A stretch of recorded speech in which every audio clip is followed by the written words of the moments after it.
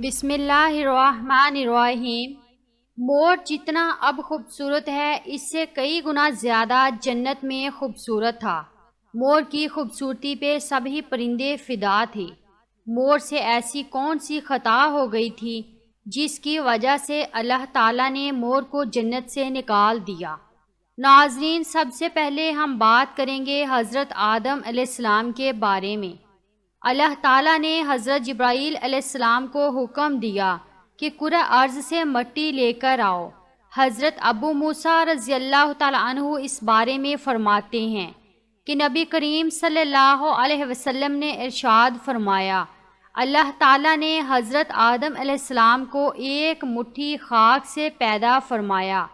یہ مٹی تمام روئے زمین سے حاصل کی گئی تھی۔ یہی وجہ ہے کہ حضرت آدم علیہ السلام کی نسل میں مختلف رنگ و زبان کے لوگ پائے جاتے ہیں۔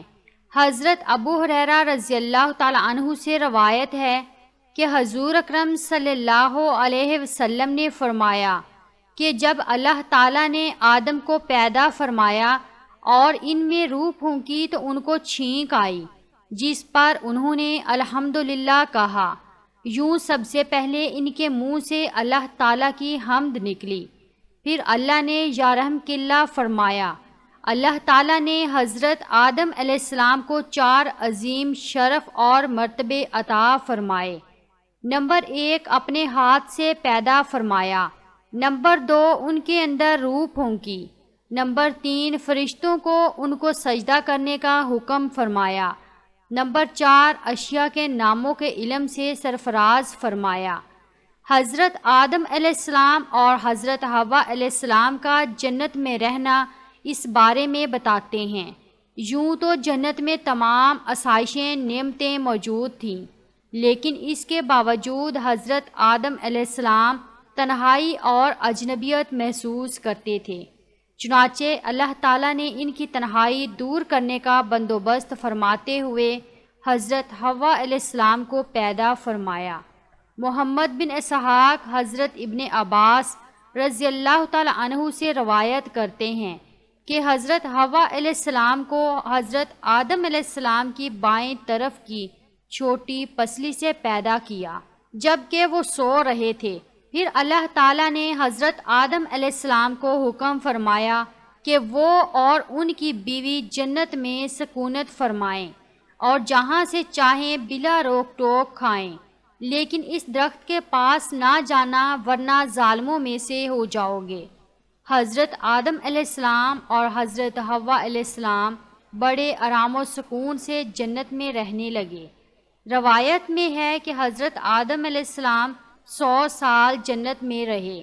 اس عرصے میں دونوں پر جنت کے کسی بھی حصے میں جانے پر پابندی نہ تھی سوائے شجر ممنوعہ کے۔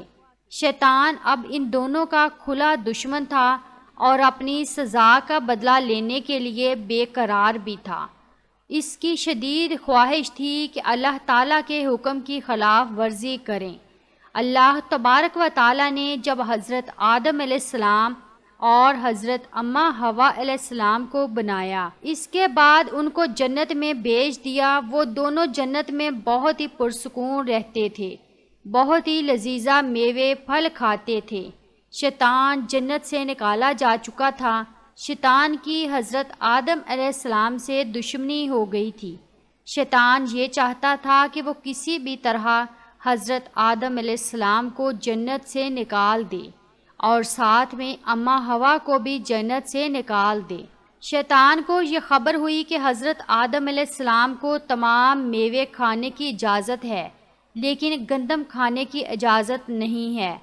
شیطان انتقام کی آگ دل میں لیے جنت کے دروازے کے پاس بیٹھ گیا اور 300 سال تک وہاں پر بیٹھا رہا کہ کوئی جنت کے دروازے سے باہر آئے اور شیطان اس سے بات کر سکے۔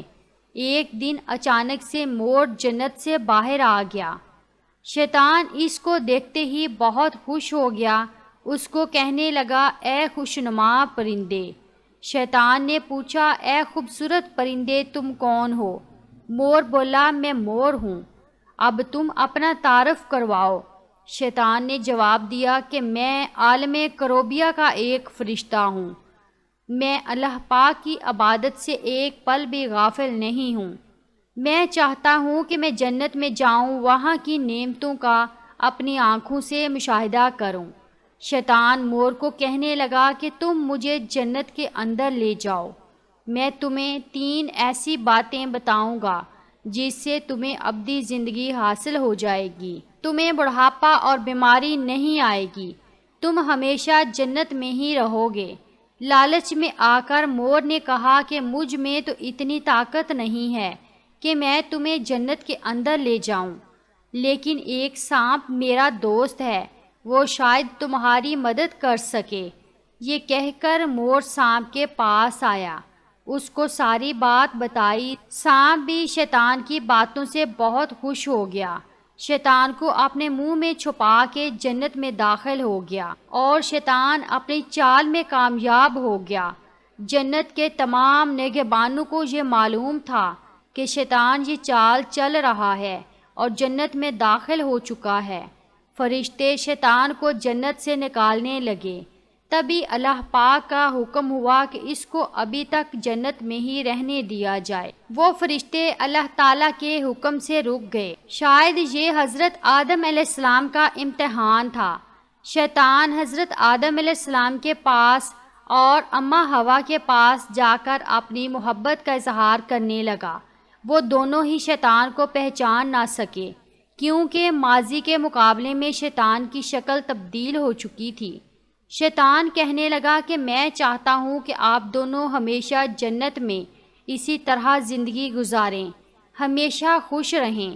حضرت آدم علیہ السلام اس کی بات بہت غور سے سننے لگے۔ شیطان نے کہا اگر آپ میری بات مان جائیں تو آپ کو جنت کی اور بھی تمام سہولتیں ملیں گی۔ حضرت آدم علیہ السلام شیطان کے بہکاوے میں آ کر کہنے لگے کہ یہ کس طرح ممکن ہے؟ شیطان کہنے لگا ایک گندم کا دانہ اگر آپ دونوں چکھ لیں، آپ کو ابدی حیات حاصل ہو جائے گی اور آپ جنت میں ہی رہیں گے۔ یہ بات سن کر حضرت آدم علیہ السلام کے دل میں رجحان پیدا ہوا، لیکن ان کے دل میں اللہ کی نافرمانی کا خوف غالب آ گیا۔ جبکہ اماں حوا شیطان کی باتوں میں آ گئی، ان دونوں نے اس گندم کے دانے کو چکھ لیا۔ اللہ تبارک و تعالیٰ نے فرشتوں کو یہ حکم دیا کہ حضرت آدم علیہ السلام کو سری لنکا کے قریب نیچے زمین پر بیچ دیا جائے اور اماں حوا کو جدہ کی سرزمین پر جا اتارا۔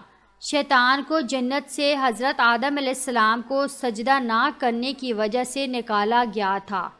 جن خوبصورت پاؤں سے چل کر مور شیطان کو اندر لے کر آیا تھا، وہی خوبصورت پاؤں اللہ پاک نے مور سے لے لیے۔ مور اور سانپ کو بھی جنت سے نکال دیا گیا۔